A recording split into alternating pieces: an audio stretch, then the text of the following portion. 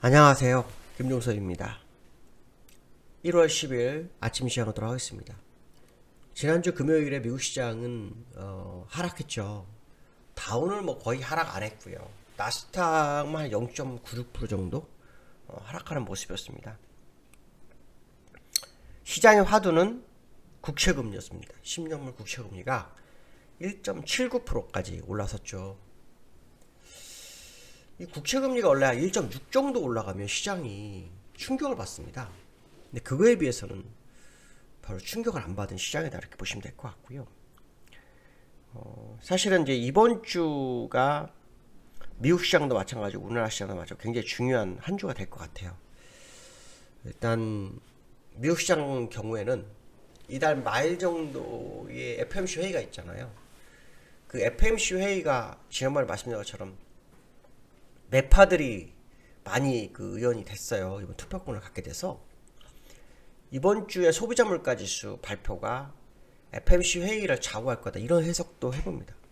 아니 3월에 금리 인상을 했는데 왜 갑자기 FOMC 회의를 좌우해? 그 생각을 좀 달리할 수도 있습니다.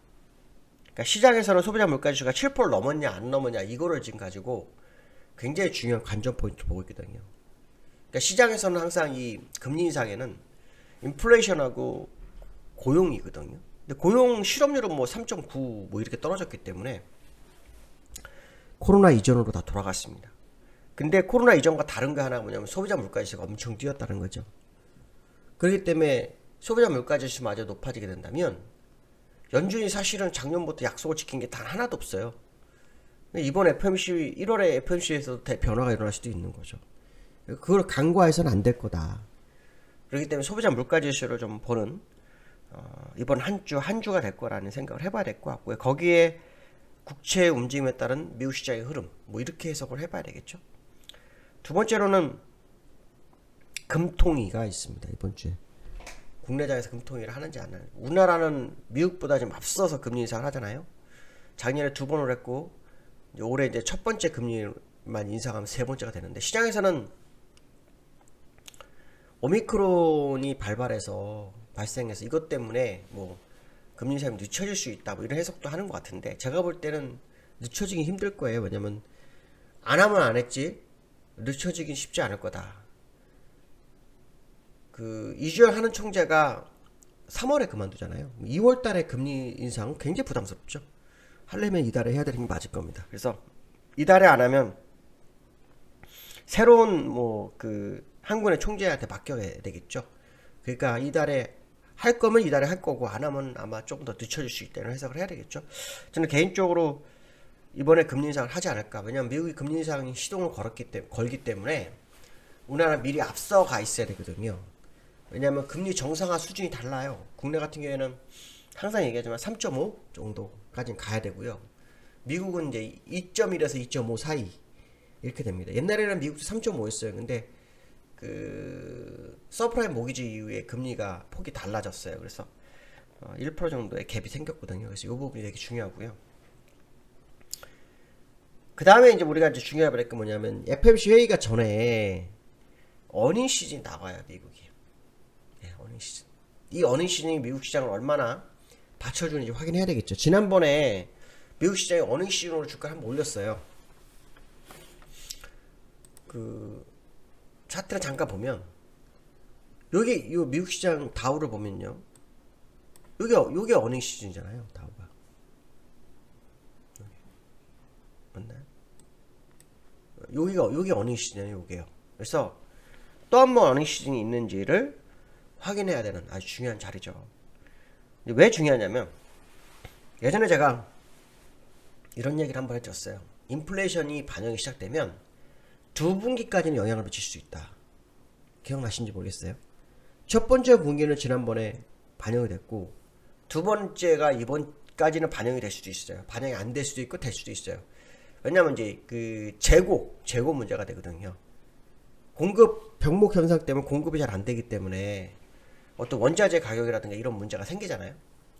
그렇기 때문에 첫 번째 거는 가지고 있는 원자재로 물건을 생산해서 파는 거니까 당연히 그만큼 수익이 남을 거고, 두 번째로는 원자재 새로 사야 되니까 다를 수 있다는 거죠. 그래서 얼마나 원자재를 비축해느냐의 싸움이잖아요. 그래서 2분기까지는 영향을 미칠 수 있지만 안 미칠 수도 있다. 그러니까 이번 어닝 시즌이 지난 어닝 시즌과 다른 모습이 나온다면 인플레이션 확실히 왔구나 이런 해석을 하게 되겠죠. 그러니까 그런 생각을 좀 해봐야 됩니다. 그래서 오늘 그 이번 주 지난 다음 주에 어닝 시즌이 시작되는 미국 시장 FOMC 바로 전주입니다. 그러니까 상당히 중요한 한 1월 달이 시작됐다 이렇게 보시면 되겠죠. 지난주보다는 이제부터가 중요하겠죠. 그러니까 1월 달에는 지난주보다는 이번 달부터가 되게 중요하다. 근데 미국 시장은 지난 주에 FOMC 의사록 때문에 일단 한 번 하락을 했기 때문에 추가로 또 하락 가능성 열어두고 볼 가능성이 있겠죠. 다우 지난주에 보시면은 여기 다우는 얼마 안 빠지고 나스닥은 0.96% 좀 빠졌죠. 그렇죠? 사실 장중에는 0.1% 정도 상승, 0.2% 정도 상승이었는데 우리나라 장중에는요. 막상 뚜껑을 1% 하락하고 끝났네요. 차트로 보시면 다우는 지금 아직도 고점이죠. 네, 고점 위에서 놀고 있어요. 다만 5일선 밑에 내려와 있다. 이 정도 해석이 되는 것 같고요. 나스닥은 자, 1, 2, 3 그쵸? 지금 여기 보시면 올라오는 121선에서의 지지력이 한 번, 두 번, 세 번, 네 번째인데 여기서는 3바닥, 3바닥 모습도 보이려고 한다. 그러나 쉽지 않다. 이런 표현을 써드렸죠. 일단은 지난주 금요일날 더 하락은 안 했지만 요 3바닥 저점까지 다 와 있는 상황이기 때문에 한번 확인해 볼 필요성이 있는 이번 주가 될 거다. 이런 해석도 좀 해보셔야 될 것 같고요. 두 번째로는 열흘간 6조 매도한 기관 이번 주 정점 이런 얘기가 나와요. 이게 무슨 말이냐면 그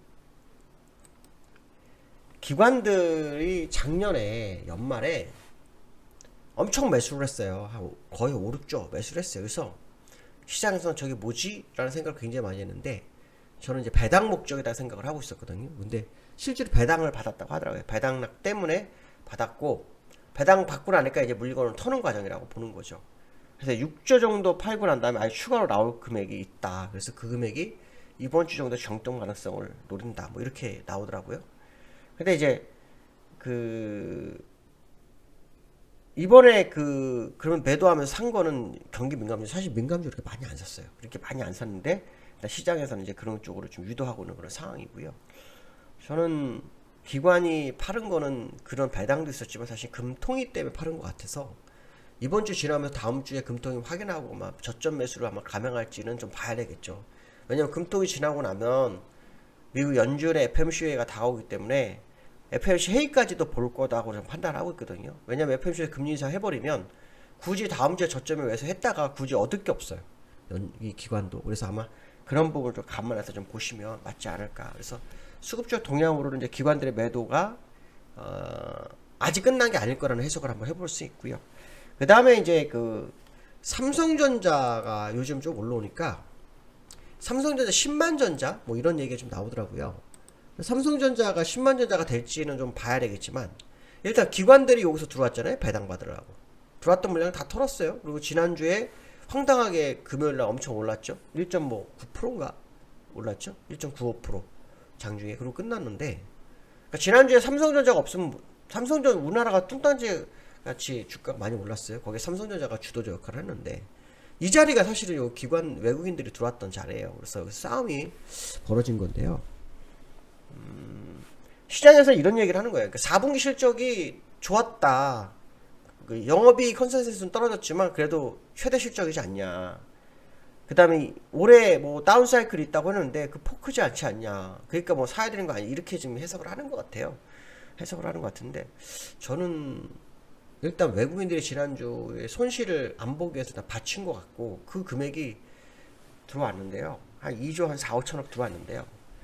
요게 결국은 기관의 흐름에 따라 달라질 수 있다 생각을 해야 될 것 같아요. 기관이 만약에 물량을 매도하면 밀릴 것이고 왜냐면 지난주에 기관들이 제법 매도를 했어요. 보시면 기관이 지난주에 매도를 많이 했거든요. 그래서 이번 주에도 한번 매도할 확률을 좀 열어두고 보셔야 되는데 삼성전자가 그렇게 계속해서 버티긴 쉽지 않을 거다. 특히 원달러가 1200원 전후의 움직임은 결국 시장에 도움이 안 돼요. 그래서 한번 이번 주도 삼성전자 흐름을 좀 확인할 필요성이 있다 이렇게 말씀드리고 싶습니다.